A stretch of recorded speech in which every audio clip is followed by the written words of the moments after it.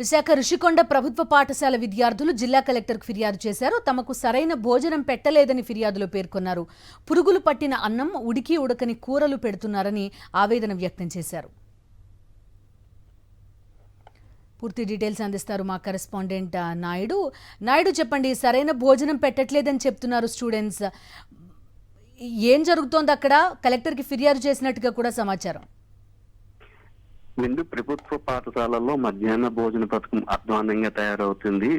రుషికొండ ప్రభుత్వ పాఠశాలకు చెందిన విద్యార్థులు కలిపి జిల్లా కలెక్టర్ని కలిసి తమకు జరుగుతున్న అన్యాయాన్ని ఆయన దృష్టికి తీసుకెళ్లారు. తమకు మధ్యాహ్న భోజన పథకంలో సరిగా భోజనాలు ఏర్పాటు చేయడం లేదు, ఉడకని అన్నాన్ని వడ్డిస్తున్నారు. అలాగే కూరలు కూడా సరిగా ఉడకడం లేదు, పాచిపోయిన అన్నాన్ని, అలాగే పురుగులు పట్టిన అన్నాన్ని కూడా తమకు పెడుతున్నారంటూ కూడా విద్యార్థులు కలెక్టర్ దృష్టికి తీసుకువెళ్లారు. గత కొన్ని రోజుల నుంచి కూడా ఇదే తరహాలు ఇక్కడ జరుగుతుంది. వారి దృష్టికి ఎవరైతే ఈ పథకాన్ని అమలు చేస్తున్నారో, ఎవరైతే వడ్డేస్తున్నారో వాళ్ళకి పదే పదే చెప్పినప్పటికీ కూడా వాళ్ళలో ఎటువంటి మార్పు కూడా రాకపోవడంతో తాము మీ దృష్టికి తీసుకువస్తున్నామని చెప్పి విద్యార్థులంతా కూడా కలిసి కలెక్టర్ ని వినతి పత్రం సమర్పించారు. అయితే మరోవైపు ఈ అన్నాన్ని తినలేక తాము పారివేసే పరిస్థితి కూడా కనిపిస్తుందని చెప్పి విద్యార్థులు కలెక్టర్ దృష్టికి తీసుకువెళ్లారు. ఈ పరిస్థితి కేవలం రుషికొండ ప్రభుత్వ పాఠశాలలోనే కాదు, ఉమ్మడి విశాఖ జిల్లాలో చాలా చోట్ల ఇదే పరిస్థితి నెలకొంది. కొన్ని చోట్ల